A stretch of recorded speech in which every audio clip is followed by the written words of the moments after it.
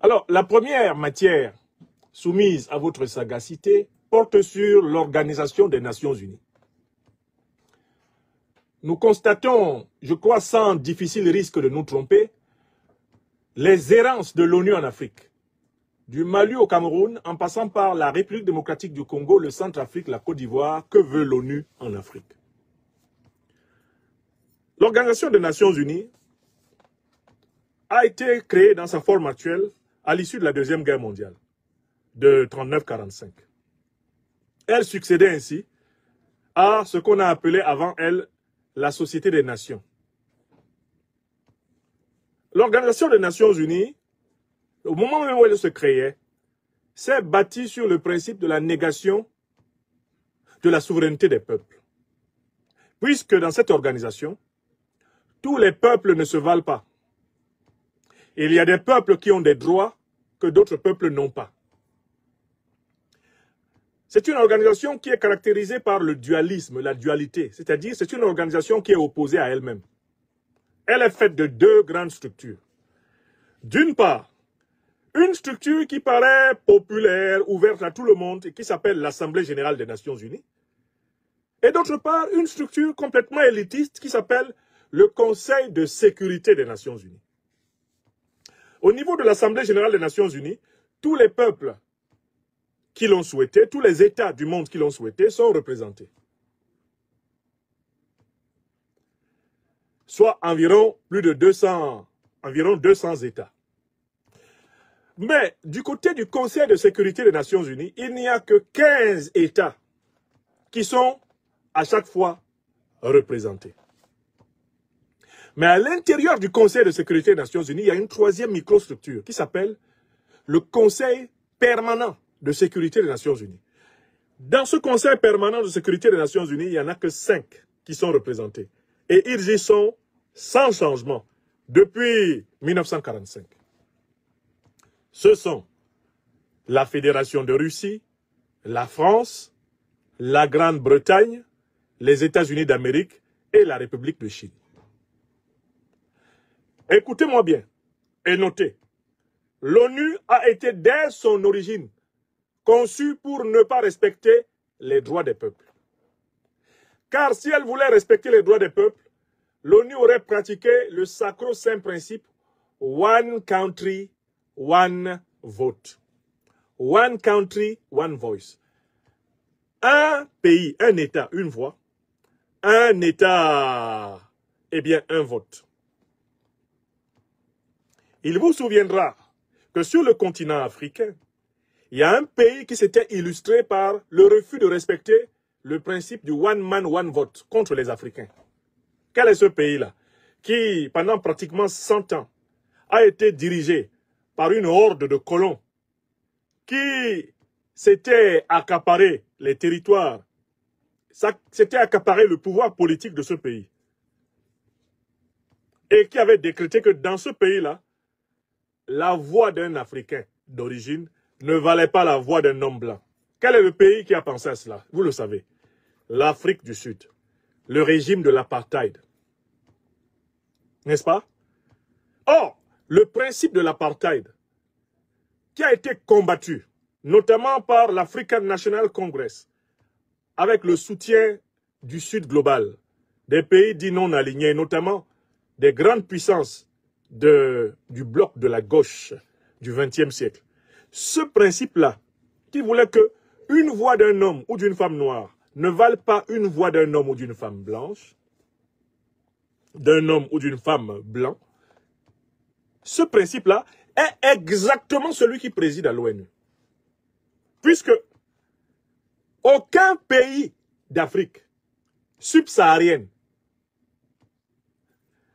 ne fait partie des 5 États membres du Conseil permanent de sécurité et détenteurs du droit de veto. Je dis bien aucun pays de l'Afrique subsaharienne. Entendez bien, l'Afrique noire. C'est-à-dire exactement comme en Afrique du Sud sous l'apartheid. D'accord? L'ONU est une organisation qui est bâtie sur le principe de l'apartheid. Contre l'Afrique, elle est bâtie sur le principe de l'apartheid. l'Amérique latine aussi pourrait invoquer ce principe. Puisqu'un pays d'Amérique latine, aucun pays d'Amérique latine n'est membre du Conseil de sécurité des Nations Unies. Mais, au moins le continent américain, qui est rattaché à un seul continent à travers le fameux canal de Panama, le continent américain, lui au moins, est représenté, ne serait-ce que par la puissance américaine.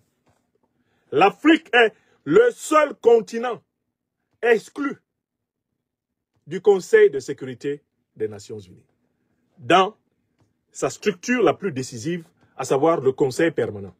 Je vous ai rappelé les 3 structures, mais qui en fait globalement sont 2. 1, l'Assemblée générale.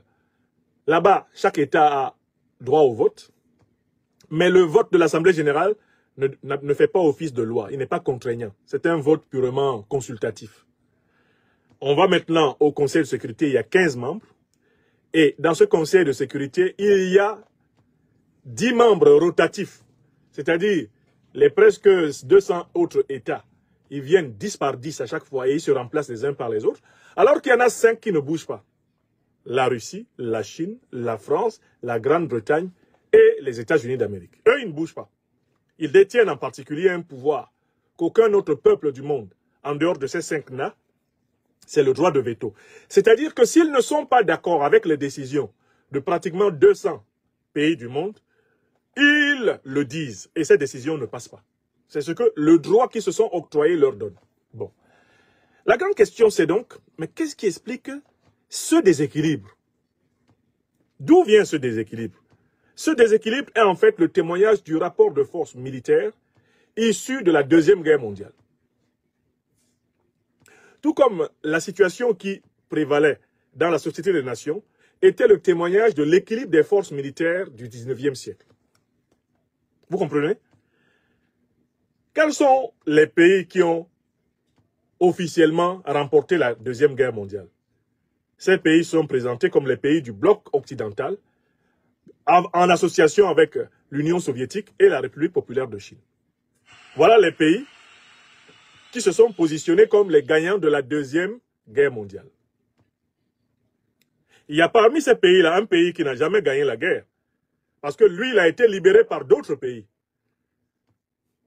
La Grande-Bretagne n'a pas été libérée de la tentative d'emprise soviétique par les Russes ou par les Américains. L'Amérique elle-même n'était pas attaquée sur son sol national lors de la guerre de 39-45. Il y a un pays là qui, lui, n'était pas capable de mener la guerre par lui-même, de gagner la guerre par lui-même, et qui s'est retrouvé parmi les 5 grands. Ce pays, c'est la France. La France est aujourd'hui membre permanent du Conseil de sécurité parce que la Fédération, l'Union des républiques socialistes soviétiques l'a accepté. Parce que les États-Unis d'Amérique l'ont accepté, parce que la Grande-Bretagne l'a accepté. Et parce que les soldats africains issus des colonies et territoires sous tutelle française d'Afrique ont servi pour l'essentiel, de chair à canon pour libérer la France en première ligne des combats.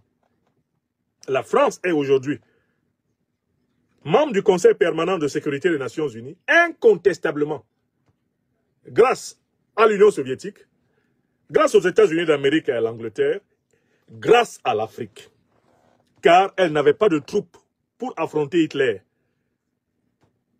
en 1939-1945, en dehors de son commando qui fait de 170 personnes, 177 personnes, et des troupes d'Afrique. Donc, en fait, pourquoi l'Afrique est-elle exclue? L'Afrique est exclue du Conseil de sécurité parce que des puissances qui ont pratiqué la traite négrière, qui ont pratiqué la colonisation, des puissances qui ont profité des troupes africaines pour être libérées, n'ont toujours pas accepté l'idée qu'une puissance africaine soit leur égale sur le plan du droit international. Et pour ce qui concerne l'Afrique dite entre guillemets francophone, c'est la posture classique et permanente de la diplomatie française. Empêcher une grande puissance africaine d'avoir les mêmes droits au Conseil permanent de sécurité de l'ONU que la France. Voilà pourquoi plusieurs chefs de la diplomatie africaine, dans des pays qui ont osé poser le problème, ont contesté un statut que la France tente de conserver, alors qu'elle ne le mérite pas, aux Nations Unies. C'est le statut de penholder de toutes les résolutions se rédigeant sur les pays d'Afrique anciennement colonies, anciennement territoire sous tutelle française. Penholder, en anglais, signifie le tenant de la plume. C'est-à-dire que quand il y a un texte du Conseil de sécurité des Nations Unies, une résolution qui doit être écrite, c'est Paris qui s'empare de la plume. Et on abandonne, pour ainsi dire, par tacite accord, depuis 1945, l'initiative des résolutions sur l'Afrique, anciennement colonie française, anciennement territoire sous tutelle française, à la France. Les blocages empêchant l'Afrique d'être respectée à l'intérieur de l'Organisation des Nations Unies peuvent donc être chiffrés de la manière suivante. Premier blocage, il n'y a pas de puissance militaire africaine suffisamment capable de se faire respecter par les États-Unis, par la Fédération de Russie, par la France, par la Grande-Bretagne. Et par conséquent, celle-ci ne peut pas peser a priori dans une négociation. Écoutez, il y a d'autres pays qui émergent, hein, comme l'Inde, comme le Pakistan, comme le Brésil, et qui revendiquent également la participation à ce niveau-là. Comme la Turquie, qui revendique la participation à ce niveau parce qu'ils sont en train d'atteindre un niveau de puissance militaire sérieux. D'accord? Mais l'Afrique ne coche pas cette première case. Premier élément fondamental, l'Afrique n'est pas au Conseil permanent de sécurité parce que l'Afrique n'est pas ou n'a pas une grande puissance militaire d'échelle planétaire. Il y a une deuxième raison. L'Afrique n'est pas au Conseil permanent de sécurité parce que la plupart des puissances qui sont membres du Conseil permanent de sécurité, notamment les puissances occidentales, les États-Unis, la Grande-Bretagne et la France, ne le veulent pas.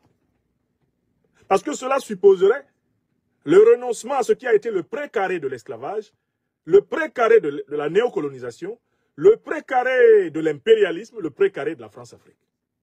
Ça, c'est la deuxième raison. La troisième raison, elle est endogène. Si l'Afrique n'est pas membre du Conseil permanent des Nations Unies, c'est de la faute des peuples et des dirigeants africains eux-mêmes. Dans la mesure où la construction de l'intégration sous-régionale et de l'intégration continentale de l'unité africaine a pris du retard. Les organisations sous-régionales africaines, qui pendant très longtemps ont perdu du temps à l'Afrique, la CEDEAO en Afrique de l'Ouest, la CEMAC en Afrique centrale, la SADC en Afrique australe, l'Union africaine, anciennement Organisation de l'unité africaine, toutes ces organisations se sont laissées gangréner par les puissances impérialistes néocolonialistes occidentales qui les ont empêchés de rater la construction de sous-ensembles et de grands ensembles de puissances africaines capables de forcer le kung-fu jujutsu géopolitique international. Donc, responsabilités africaines. Dans la mesure où, à la tête de plusieurs de nos pays, demeurent des roitelets ennemis de l'indépendance africaine, imposés à la tête de nos nations par les puissances coloniales, néocoloniales et impérialistes, et sabotant sans cesse toutes les initiatives sous-régionales de construction d'ensembles forts. C'est le rôle d'un Ouattara Draman en Afrique de l'Ouest, c'est le rôle d'un Biya Paul, c'est le rôle du régime des Bongo, du régime Sassou, pendant longtemps du régime Mobutu, c'est le rôle pendant longtemps du régime tchadien, du régime togolais, des régimes de saboteurs de l'indépendance africaine ont prospéré pendant longtemps dans plusieurs pays africains. Voilà la raison. Numéro 3. Et maintenant, alors, que fait donc l'ONU?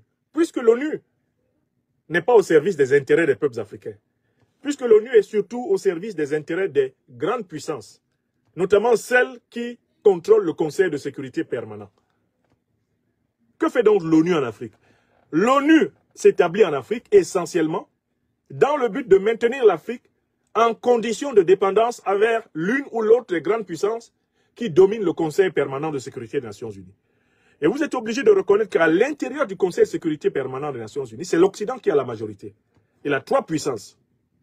Il a trois puissances. Il a la Grande-Bretagne, il a les États-Unis, il a la France. Alors que le Sud global n'a que deux puissances présentes, à savoir la République populaire de Chine et la Fédération de Russie. Par conséquent, la plupart des missions des Nations Unies dans le monde sont gangrénées par le déséquilibre interne à l'Organisation des Nations Unies et surtout par le déséquilibre interne au Conseil permanent de sécurité des Nations Unies. Je recommence. La plupart des missions des Nations Unies sont gangrénées par le déséquilibre interne à l'Organisation des Nations Unies. J'ai souligné le déséquilibre entre la faiblesse de l'Assemblée générale et la toute-puissance du Conseil de sécurité. À l'intérieur du Conseil de sécurité, le déséquilibre entre la toute-puissance du Conseil permanent de sécurité et la relative puissance du Conseil de sécurité en général.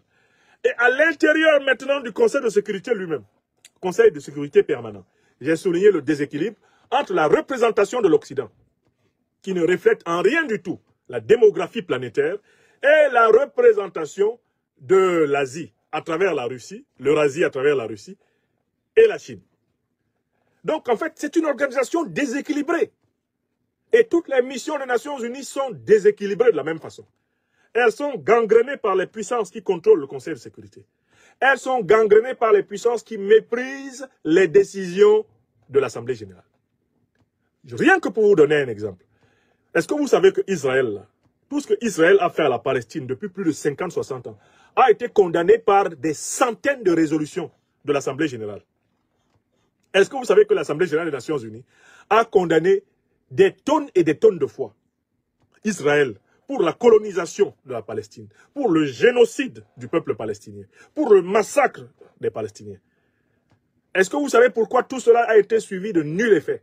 Mais parce que, à l'intérieur du Conseil de sécurité des Nations Unies, les États-Unis, la Grande-Bretagne et la France ont presque systématiquement protégé Israël de la mise en œuvre de la moindre résolution. Voilà un exemple. Je donne un deuxième exemple. Les États-Unis ont commis les plus graves crimes contre l'humanité que l'on connaisse dans le domaine militaire. Par exemple, ils ont jeté 2 bombes nucléaires sur le Japon en 1945, à Hiroshima et à Nagasaki. Il n'y a jamais eu de jugement pour cela. Ils ont organisé sur la base de leur doctrine dite de la preventive war, la guerre préventive. Ils ont organisé des attaques délibérées contre des puissances qui n'ont pas voulu se soumettre à l'hégémonie du dollar, ni se soumettre à leur carte volonté en matière, effectivement, de diplomatie, de politique internationale. C'est comme cela qu'ils ont attaqué, pendant très longtemps, le Vietnam.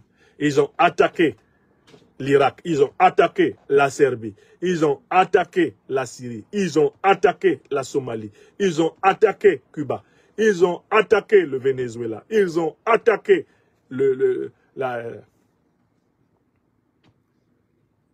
ils ont attaqué Cuba, ils ont attaqué la Libye,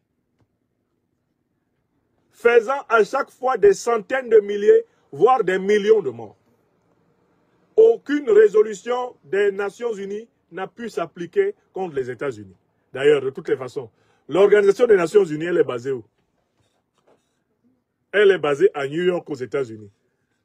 Quelle décision l'Organisation des Nations Unies, basée à New York, peut-elle prendre contre les États-Unis, alors qu'elle est sous la protection de l'armée américaine? Voilà 2 exemples. Israël et puis les États-Unis échappent depuis la fondation des organisations politiques internationales à toutes les sanctions. Pourquoi? À cause de cette asymétrie interne. Alors, quand l'ONU vient en mission en Afrique, quel est donc son objectif? Quel est l'objectif de l'ONU quand elle vient en mission en Afrique? L'objectif de l'ONU est très simple. C'est de reproduire son déséquilibre interne à l'intérieur de ses missions.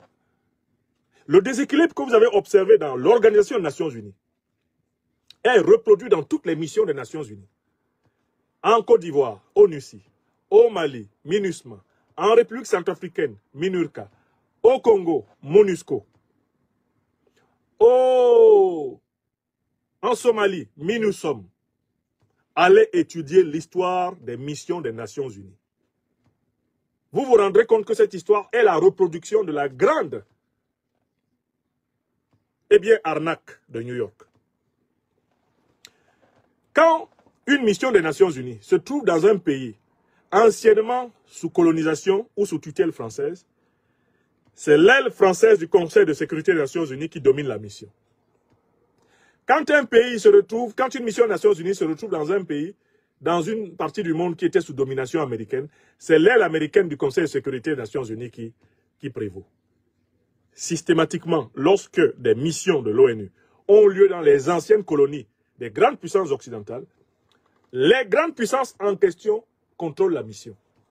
C'est-à-dire, instrumentalisent alors la mission pour essayer de préserver des intérêts qu'elles ont perdus lors d'échéances politiques passées. Vous venez donc de comprendre dans quel but on a envoyé l'ONU en Côte d'Ivoire. L'ONU est venue en Côte d'Ivoire sauver les intérêts français. Voilà pourquoi elle a agi en étroite proximité avec l'armée française pour imposer Alassane Dramane Ouattara. L'ONU est venue en République démocratique du Congo sauver les intérêts américains, britanniques et français, les intérêts de l'OTAN. Voilà pourquoi l'ONU agit d'une manière complaisante envers le Rwanda de Kagame, l'Ouganda de Museveni, afin de continuer à favoriser le pillage du Congo par les multinationales européennes, les multinationales occidentales principalement. Écrivez ça. On voyage encore, on s'en va en Somalie. Quand l'ONU était en Somalie sous le nom de la MINUSOM, son objectif était d'assurer les intérêts américains. Les États-Unis voulant contrôler militairement depuis très longtemps la corne de l'Afrique. Il leur fallait écraser toute velléité de leur résister en Somalie. Et l'ONU, installée en Somalie, faisait les 4 volontés américaines. Les volontés de la MINUSOM. On change de pays, on vient en République centrafricaine. La MINUSCA qui est là, c'est le bras armé indirect du néocolonialisme français. Tout le monde a vu plusieurs fois le peuple centrafricain révolté. Pourquoi? Parce que la mission des Nations Unies posait des actions compatibles avec les intérêts des ennemis du régime quand le régime était en porte-à-faux avec la France. Bangui et plusieurs villes de la République centrafricaine ont connu des manifestations pour demander le départ des forces de l'ONU. Oui ou non? Allons au Mali, parce qu'il faut que les Africains comprennent. Mais pourquoi l'ONU a-t-elle été chassée du Mali? Mais parce que tout le temps qu'elle était au Mali, elle ne combattait pas le terrorisme. Sa présence s'accompagnait de la généralisation de l'emprise du terrorisme sur le pays, jusqu'à ce qu'un jour, des responsables de l'ONU expliquent que l'ONU n'est pas là pour combattre le terrorisme, qu'elle est là pour maintenir la paix. Mais pour maintenir la paix, il faut que la paix soit déjà là. Puisqu'il y a la guerre et que l'ONU est là pour maintenir la paix, ce n'est pas le rôle de l'ONU de s'attaquer aux terroristes. Voilà comment il a été délogé du Mali par le peuple et les autorités révolutionnaires du Mali. Bon. Voilà assez rapidement une petite description de l'ONU. Quand donc cette organisation se lève pour venir, soi-disant, au Cameroun, et nous dire qu'elle va aider à l'organisation des élections, ça ne vous dit rien? Dites-moi où est-ce que l'ONU a organisé des élections avec succès, depuis qu'elle existe en Afrique. L'argument de l'ONU, pour ce qui concerne le Cameroun, est très effrayant. Ils disent qu'ils viennent aider à l'organisation des élections et qu'ils vont même donner de l'argent pour cela. Mais pourquoi l'ONU doit-elle donner de l'argent pour qu'un pays comme le Cameroun organise des élections? Le Cameroun est-il à des milliards de CFA prêts pour organiser une élection? Pour que le Cameroun organise une élection, il suffirait qu'on saisisse les fonds spéciaux de la présidence de la République du Cameroun. Et ces fonds spéciaux sont largement supérieurs aux besoins pour l'organisation d'une élection. Pour que le Cameroun organise l'élection, il suffirait qu'on prenne peut-être même pas le quart. Je pense 1/100, 1/1000 de l'argent que Paul Biya et sa famille ont volé au peuple camerounais. Et on pourrait organiser une élection avec cet argent. Il suffirait qu'on prenne simplement un peu de l'argent que le régime Biya, avant lui le régime Maïdjo, ont pris dans les caisses de l'État. Qu'on le reprenne simplement un peu, on peut financer. En faisant seulement bien fonctionner les douanes du Cameroun, en faisant bien fonctionner les taxes et impôts du Cameroun, on peut financer n'importe quelle élection au Cameroun. Mais quand l'ONU prétend venir au Cameroun aider à l'organisation d'une élection, y compris à son financement, n'est-ce pas le signe que l'ONU ne veut pas que le Cameroun, en réalité, soit un pays bancable, un pays financièrement sain, un pays correctement géré? À quoi sert-il de financer des élections pour des gens qui ne veulent pas financer leurs élections? Un pays qui ne veut pas financer ses élections ne doit pas les tenir. Un pays qui ne peut pas financer ses élections ne doit pas les tenir. Car l'histoire nous enseigne que celui qui finance les élections en dicte les résultats. Il faut que ce soit le peuple africain qui finance ces élections. Comme ça, c'est le peuple africain qui indique les résultats. Les élections financées par l'ONU, leur résultat est dicté par l'ONU. Les élections financées par la France, leur résultat est dicté par la France. Les élections financées par l'Union européenne, leur résultat est dicté par l'Union européenne. Les élections financées par les États-Unis d'Amérique, la Grande-Bretagne, sont dictées dans leurs résultats par ceux qui financent. En matière électorale, celui qui paye décide. Or, nous voulons conduire l'Afrique vers sa souveraineté. Il faut donc que ce soit les peuples, les États qui payent eux-mêmes et personne d'autre. Tout pays africain où on n'a pas de l'argent pour financer les élections ne doit pas organiser les élections. Je recommence. Tout pays africain qui regarde dans ses caisses et se rend compte qu'il n'a pas d'argent pour organiser les élections ne doit pas les organiser. Il vaut mieux pas d'élections du tout que des élections financées par l'étranger. Il vaut mieux pas d'élections du tout que d'élections volées par les puissances néocolonialistes impérialistes, volées par la Banque mondiale, la soi-disant Banque, le Fonds monétaire international, la soi-disant Banque africaine de développement qui est remplie de l'argent des puissances étrangères. Toutes les élections qui sont financées par des puissances étrangères ne sont pas des élections véritables. Ce ne sont pas des élections souveraines. Il vaut mieux pas d'élections du tout que des élections foutou, des élections fourre-tout, des élections ouya-ouya, des élections akrika, okshin, des élections yougou-yougou. L'Afrique n'en a pas besoin. Voilà pourquoi j'ai dit qu'il fallait chasser toutes les missions de l'ONU du sol africain. Car ces missions sont chargées de maintenir les pays africains dans la structure de déstabilisation qui est la structure réelle de l'Organisation des Nations Unies elle-même. L'Organisation des Nations Unies est comme la belle femme du monde, la plus belle femme du monde selon le proverbe. Elle ne peut donner que ce qu'elle a. Le plus bel homme du monde ne peut donner que ce qu'il a. L'ONU est une organisation asymétrique, déséquilibrée. C'est une organisation contradictoire. C'est une organisation schismatique. C'est une organisation oligarchique. Elle ne peut pas instaurer la démocratie dans le monde puisqu'elle ne la pratique pas elle-même dans ce monde. Comment une organisation non démocratique peut-elle instaurer la démocratie? Comment une monarchie comme la Belgique ou comme l'Angleterre ou comme le Danemark, comment une monarchie comme le Luxembourg ou comme Monaco, ou une monarchie comme la Hollande, l'Espagne, peuvent venir enseigner la démocratie aux Africains? Ils ont fini de les apprendre chez eux? Non. L'ONU n'est pas une organisation démocratique. C'est une organisation oligarchique. C'est une organisation des puissances. C'est une organisation au service du rapport de force géopolitique planétaire. Et dont la cellule la plus profonde, le Conseil permanent de sécurité, est dominée par l'Occident. Or, les pays occidentaux qui, à trois, tiennent une bonne partie du Conseil permanent de sécurité, sont démographiquement minoritaires sur la Terre. Il ne faut donc plus que les pays africains obéissent à ce machin, comme l'a appelé lui-même le général de Gaulle. Voilà pourquoi le premier sujet de cette conférence consiste à appeler les Africains à s'inspirer du Mali, du Burkina Faso et du Niger, et à chasser les missions de l'ONU les unes après les autres. Tout gouvernement africain authentique doit signer un décret demandant aux troupes de l'ONU de quitter son sol et la mission de l'ONU de fermer. Tout gouvernement africain authentique doit fermer les missions militaires de l'ONU. Toute mission supposant la présence de gens de l'ONU sur le terrain africain doit être fermée. Même le motif humanitaire ne peut plus être considéré. Pourquoi? Parce que derrière le motif humanitaire, on a véhiculé des mercenaires. On a placé des hommes derrière les lignes des troupes africaines en lutte contre le terrorisme, en utilisant des véhicules de l'ONU. On a profité des missions humanitaires de l'ONU pour voler les richesses africaines. L'or, le diamant, le manganèse, le pétrole, le cobalt, le lithium ont été abondamment volés avec la complicité des agents de l'ONU. Sans oublier les autres exactions dont ils sont coupables, y compris des modifications abusives de la taille des populations des villes dans lesquelles ils résident. Ça suffit, l'Afrique vache à lait de l'ONU.